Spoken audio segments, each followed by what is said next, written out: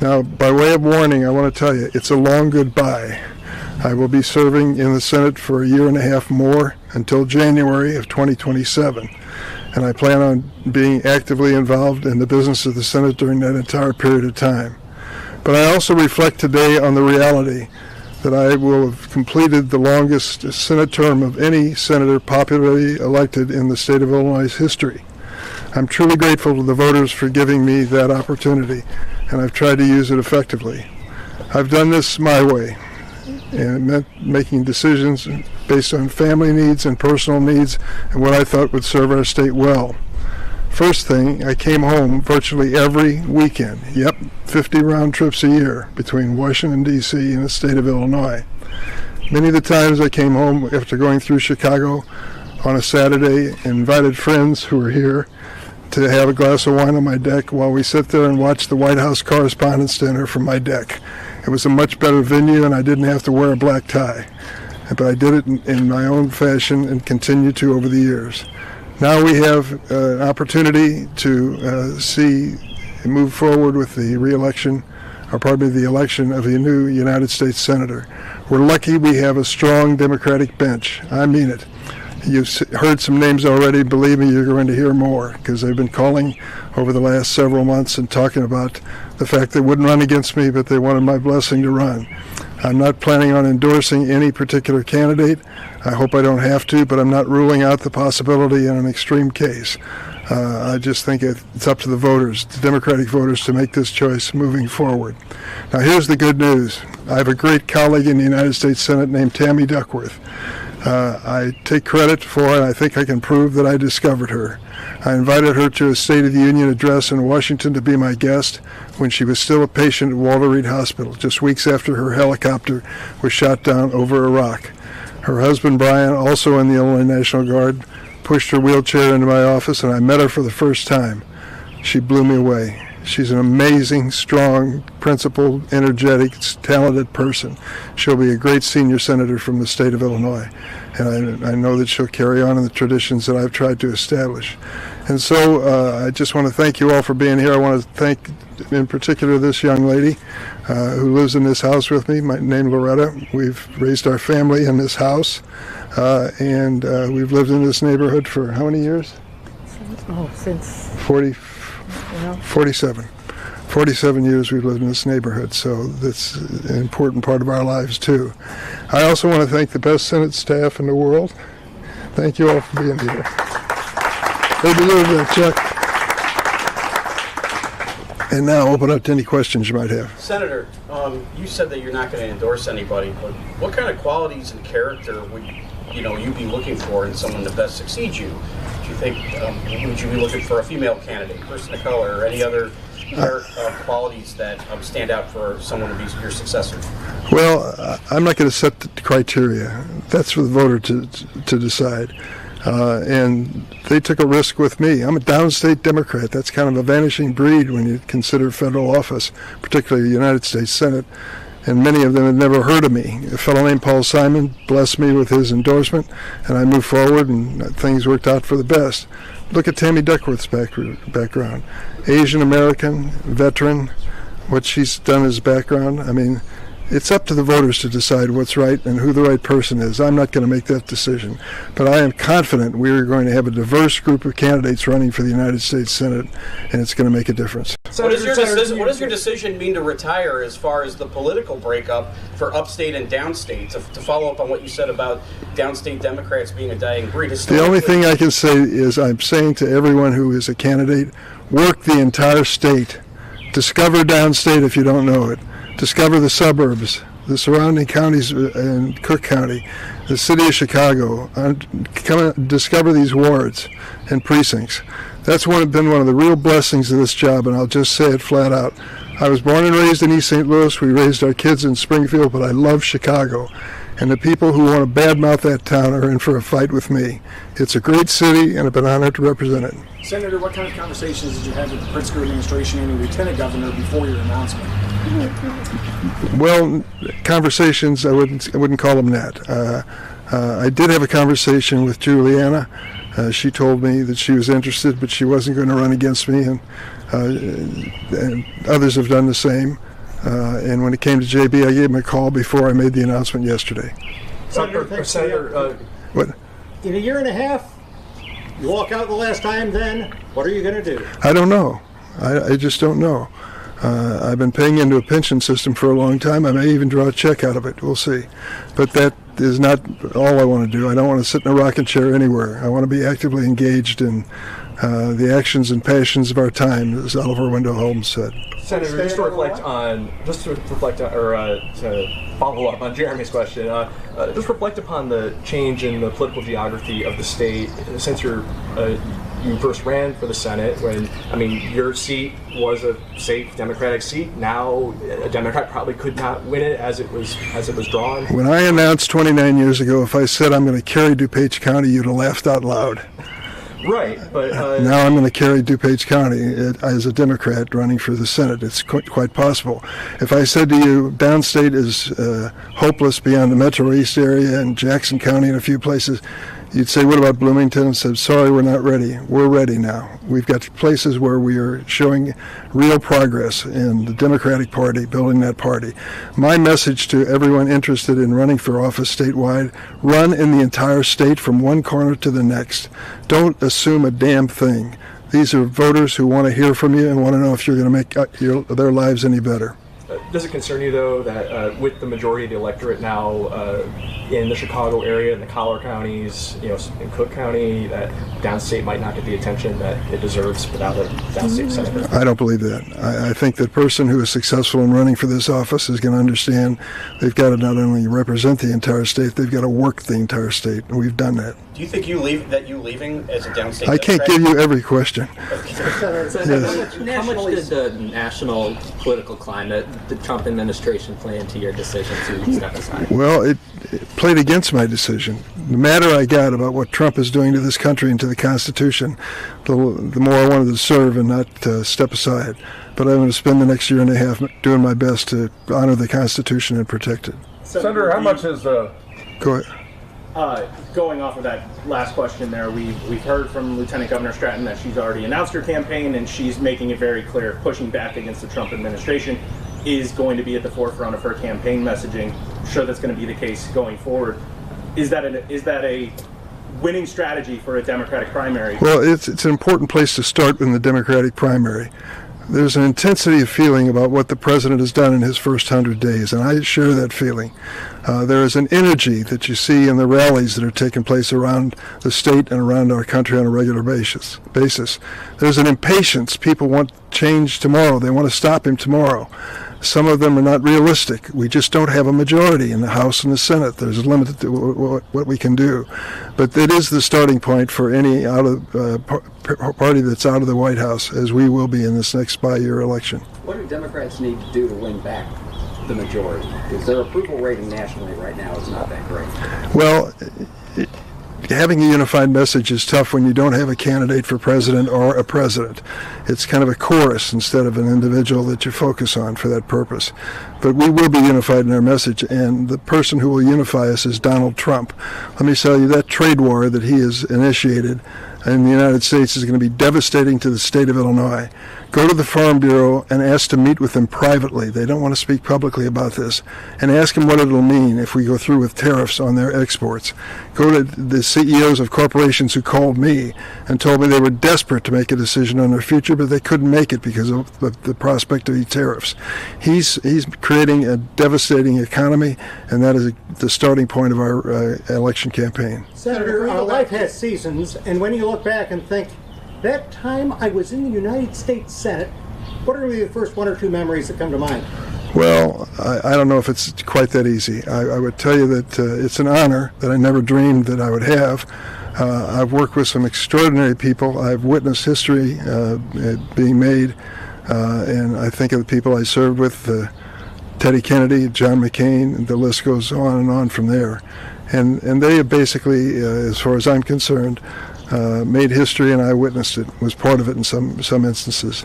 So that was important to me. But I'll also tell you that getting things done that make a difference in the lives of people I represent makes all the difference in the world. I look back, for example, on something I did in the House of Representatives. It seemed almost inconsequential to ban smoking on airplanes. It ended up being a tipping point, and the whole problem with health care and tobacco changed with that as a starting point. People started saying, if secondhand smoke is dangerous in an airplane, well, what about a bus? What about a train? What about an office building? What about a restaurant? And I want to add that my wife Loretta worked for the Lung Association and helped to change the law in Illinois to make it safer for people in restaurants and places like that. Senator, can you go back to when did you first start considering that this was going to be your last term, and was there something that was sort of the tipping point for you? No, it just came down to this. I'm 80 years old, all right? I feel good and strong and healthy and go to work like I'm supposed to, travel back and forth to Washington every week. But I had to project forward. A campaign's going to last 2 years, and then you're going to serve 6 years. So are you ready to make an 8-year commitment? That's the truth and the reality of the United States Senate. I didn't think at this point it was the right thing to do. I think it was the right thing to pass the torch on to another generation. Do you have specific priorities for yourself, being in the minority party for this last year and a half in office? Well, I'm going to look for opportunities, but I'm going to spend a lot of time talking to my Republican colleagues, many of whom have sent me nice messages in the last 24 hours. And I'm going to beg them to stand up and fight with us to protect the constitutional authority of the United States Senate. We can't give this away. Trade, for example, I know you follow agriculture very carefully. The trade war and the decisions on trade policy under the Constitution are on the backs of Congress. We said in an emergency situation we would delegate that to the president. This president is declaring emergencies that don't exist. We don't have an emergency situation with Canada. For God's sake, it's one of our most important trading partners. And now we're going into a trade war with Canada? Is that the message of the last presidential campaign? People laugh out loud when you say that. But it's sad that we've reached that point. The point I'm making to you is if we as a Congress step up and assert our constitutional authority and responsibility, then we can slow down this president from all these executive orders that he's been issuing. Senator Durbin, can you say as to why you think Democrats have nationally a lower polling than they've had in decades? Why is that the case? Well, there's a disappointment among some progressives that we lost the last election. But I think they can be brought back into the fold if we aggressively go after this administration and their violations of the Constitution and offer an alternative. In a short period of time, in the first 100 days, Donald Trump's approval ratings have been going downhill, and it just reflects the fact of how radical his ideas are and how unacceptable they are to most families. So, I think we can build this party. I think we can build it back into a majority party. We got to get started with the off-year election. What do you think are some of the reasons why the polling has come down for Democrats? What are some of those specific things that you see where, that tripped them up? Well, there's a disappointment that we didn't address the issues, the cost of living issues. But remember this president, remember what he promised about the price of eggs and the price of food people face in the grocery stores? He doesn't talk about it anymore, does he? Because exactly the opposite is occurring. His trade war is going to raise prices on American families at a time when they thought the message of the last election was they had a friend in Donald Trump who would bring down costs for families. That's not a fact. It hasn't happened. And when we make that message clear across the board, I think it'll make a difference. Senator, your thoughts on... Back 29 years when you made that first announcement about your Senate run. Yeah. Give yourself some advice Yeah. for the years ahead. The diet? Go ahead. What would that be? If you could give yourself some advice as you were announcing that first Senate run. I learn as I go. I don't come in with a magic formula and follow that formula. And my magic formula, if there is one, is come home every week to Illinois. Make sure you keep in touch with this state from one corner to the next. Stick with your family and your base here in Springfield, but don't give up on Chicago. It's a great city.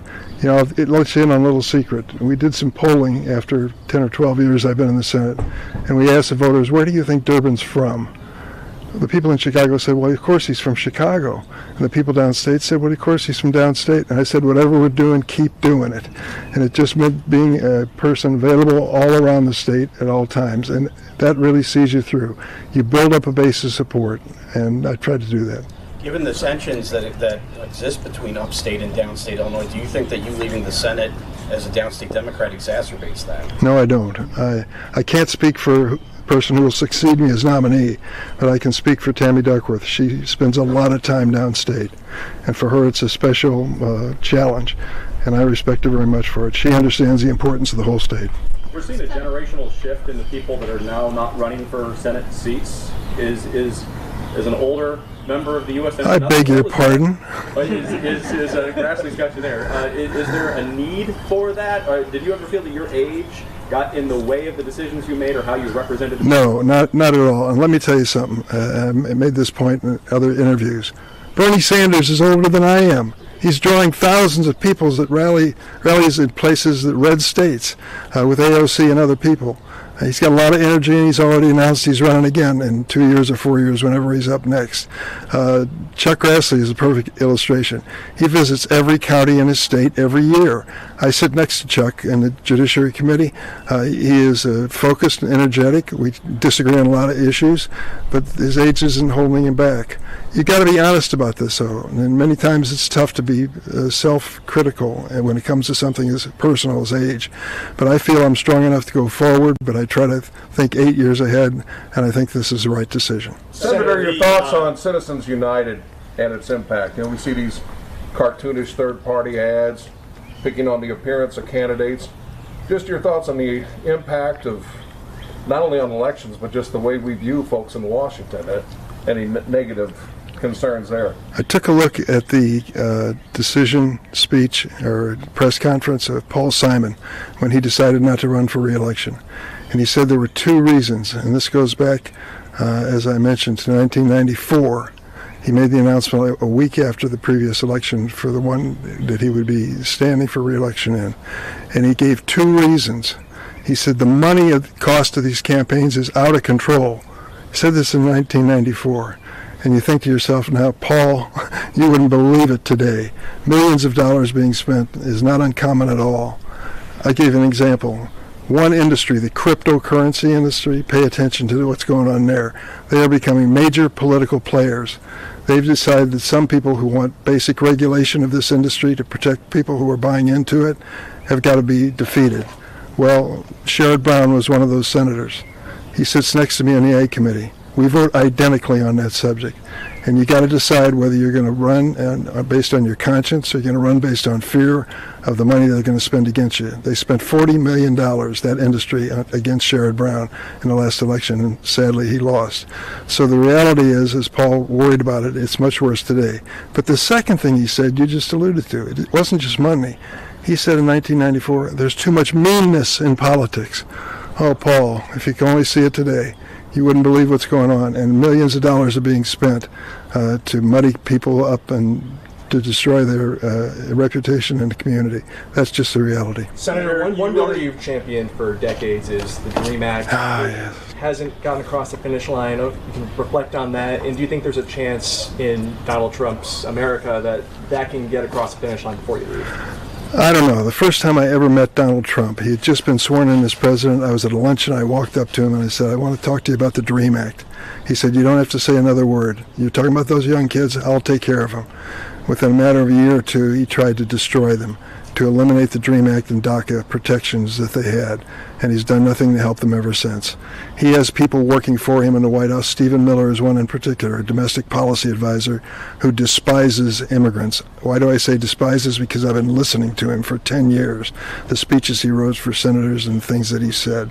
As long as those people are getting the ear of the president, I'm afraid we won't be able to help those who are protected by DACA and the DREAM Act. But I'm not giving up. 830,000 DACA recipients are protected by that law. There should be millions more that are protected. These are innocent kids who came to the United States as infants and toddlers. Their parents made the decision to cross the border. They didn't. They grew up here and did everything right, pledged allegiance to the flag in their classrooms every morning, thought they were part of America, and learned probably when they were about 13 or 14 they were undocumented. Now this president wants to deport them if he can. I hope he doesn't get by with that. I'm going to fight him. Senator, other than that, the DREAM Act, do you have any regrets or frustrations as you're preparing to wind down your congressional career? Listen, the Dick Durbin plan for shaping up America is still there. I'm making a joke here. I have a lot of ambitions and things I'd like to see improved in this country. I'll get a chance to work on some of them before I leave, some of them I won't. But at some point, you've got to come to trust that the next generation will feel as you do and work hard to get things done. I can just tick off 10 or 12 bills where the principal sponsor came up with an idea that he couldn't get across the finish line, but someone succeeded him and did that. I've got confidence that the ideas and values that I've fought for are going to eventually prevail. I may not be at the signing of the bill, but that's not the important thing. It's important to get done for the good of this country. Let me close by saying thanks to the media. A lot of you came a long way and sacrificed to be part of this announcement today. I appreciate your coverage over the years, and I hope I've been available as you've needed me as much as I possibly can. I'll continue to be through this election for the friends, family, and staff who've come here from around the state. Thank you from the bottom of my heart. Thank you.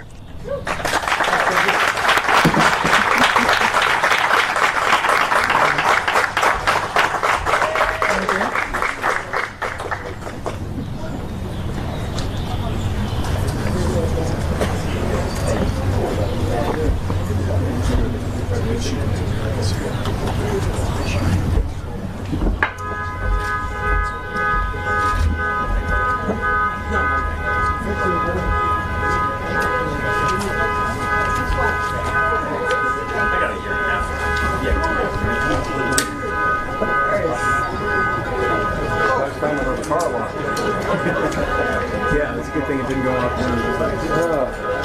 How are things? Doing all right.